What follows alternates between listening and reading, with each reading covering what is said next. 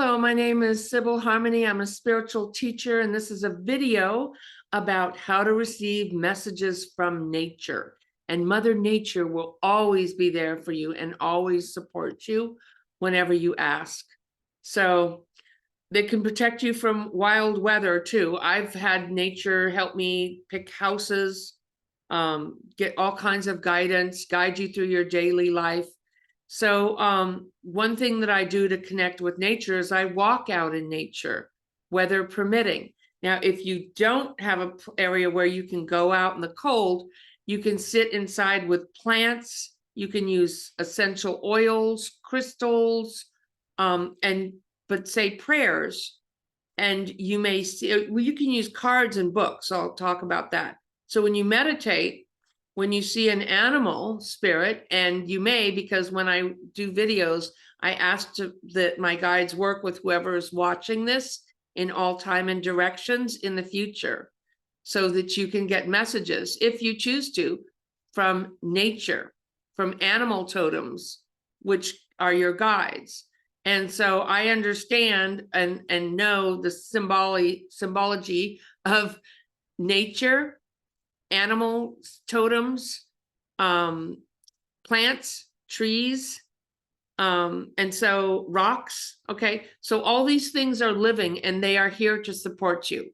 Now, is there a thing about, yeah, we have people, I always hear about Mother Nature's, will create the storm. Actually, people created these weird weather conditions and storms.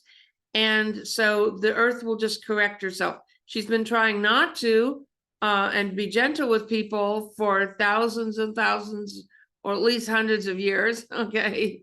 Well, let's not go to thousands of years. Let's say decades. Okay. Trying to hold back from, sorry about that. Well, she's always trying to help people because we are her children. She is a living being. And the animals know who you are as a soul. They know if you're cruel to animals, if you respect nature. They know if you are her caretaker, Mother Nature's caretaker, or if you are here to conquer the earth. And if you are here to conquer the earth, and if you don't care about nature, you can change that. There's changing is allowed. Maybe you weren't aware and conscious, and then you become a more aware and conscious. That's fine. It's never too late to develop a relationship with Mother Nature, animals, crystals, trees, plants.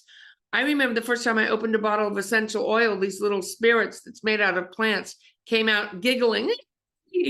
And so it reminded me of past lives in Egypt and different times when that was people's medicine. And it is very powerful medicine that I use today. I also remember past lives in Lemuria, where we lived in balance and harmony with each other and with the earth and with nature.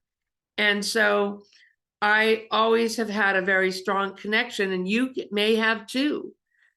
Most people feel the inner dignity of nature when they're out there, and you can develop that, a rapport and a connection, if you choose. It's never too late to change or develop that.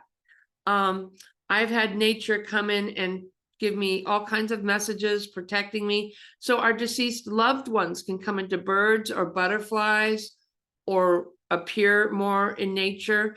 As we're breathing and outside and in that fresh air and oxygen and sunshine, we're more likely to have psychic experiences or be more grounded and be more clearly connected to our visions, our feelings, our thoughts.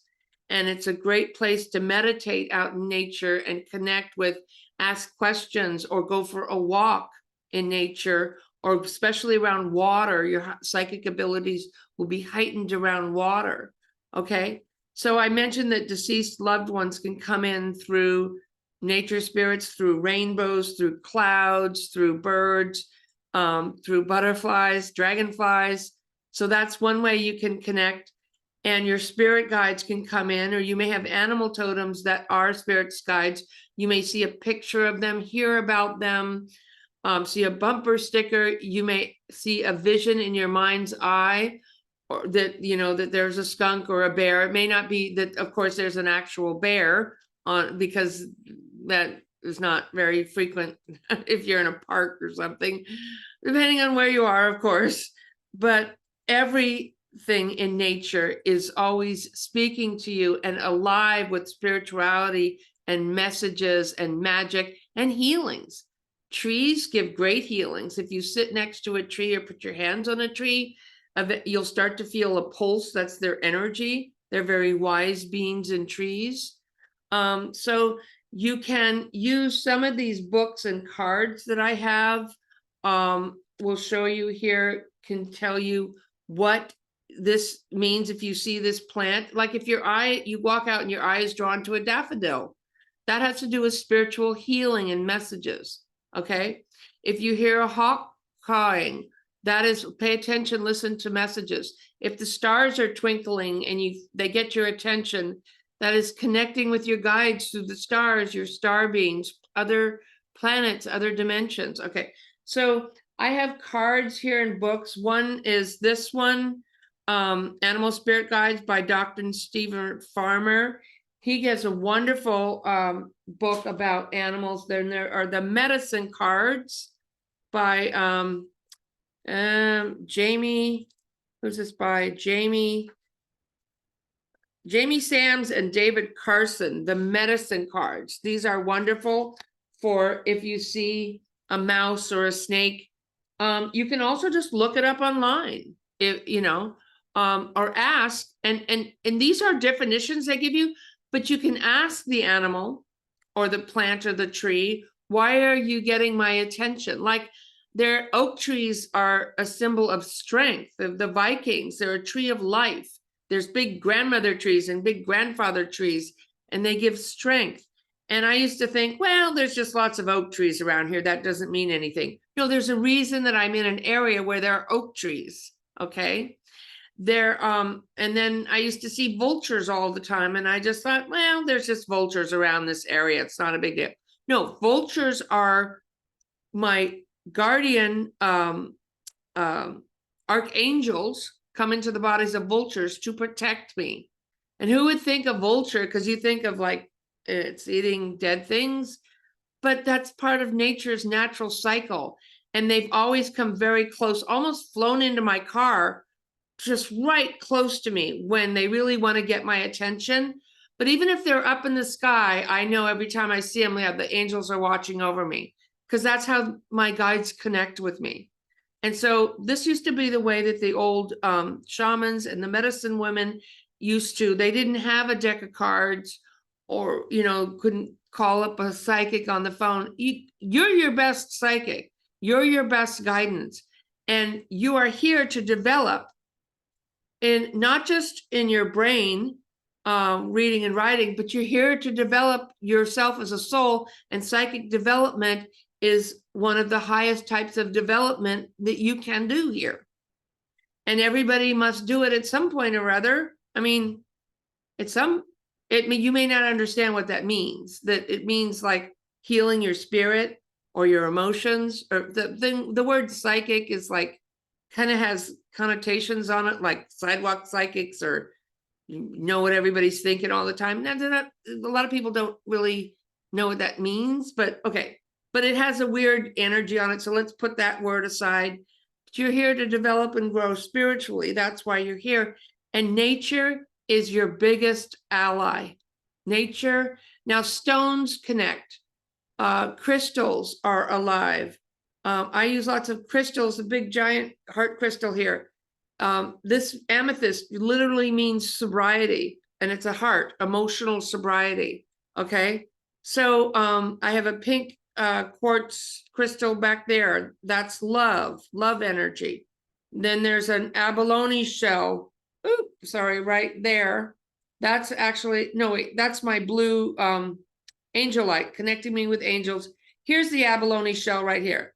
So all of these stones and crystals have energy and messages. Any tree, plant, flower, there's no mistake. And it's just a matter of us tuning in. And like I said, meditation is an excellent way to tune in and get messages. So if you're feeling like you're wanting direction, and you're feeling like overwhelmed or you're wanting to connect with a loved one, go out in nature.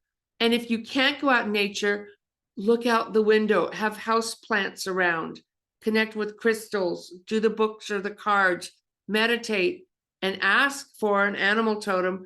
I do a shaman's journey. I should do that again, but it's listening to drumming music and breathing is a way to, and asking your animal totems to come to you. And you may look up a definition, but you can also ask for them. What does this mean? Why are you coming to me? What does this mean? And then pay attention to the thoughts and the feelings that you're getting.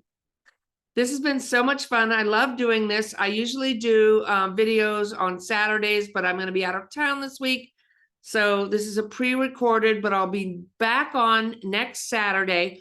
Also join my membership group. We did a really cool video on there. If you want to click on there, you can find out about dreams and how to remember your dreams and getting messages in dreams and how it's profoundly changed my life and can change yours in dreams. And then I come on there it's 12 o'clock Pacific time for my membership group.